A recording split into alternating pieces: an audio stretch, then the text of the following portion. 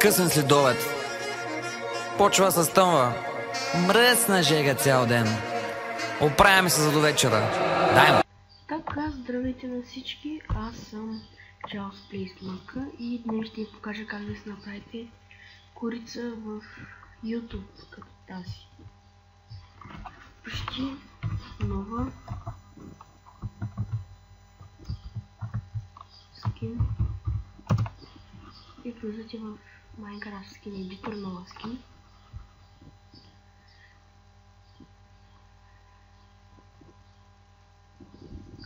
Ето, избирайте си някакъв скин. Аз съм си избрал този. Цъкате Save.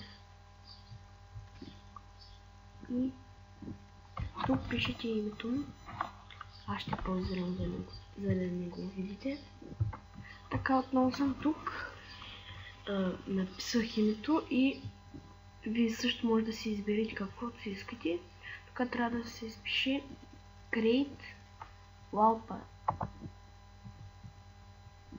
Така, излизате от Minecraft нова скин, за да не ви лаги.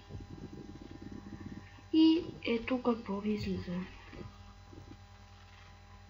Примерно, аз избрах една корица, но е по-надолу.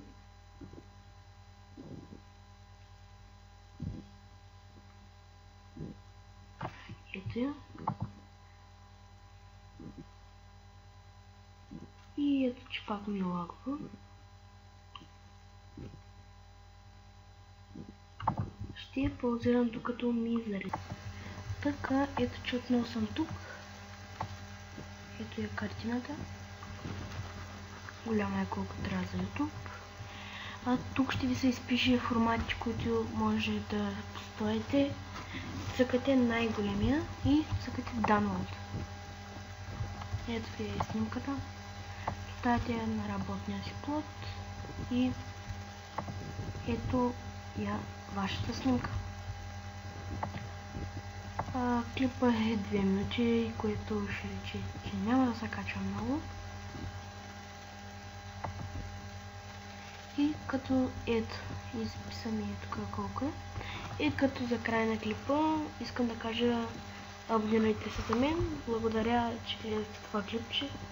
Дано да съм помогнал и чао!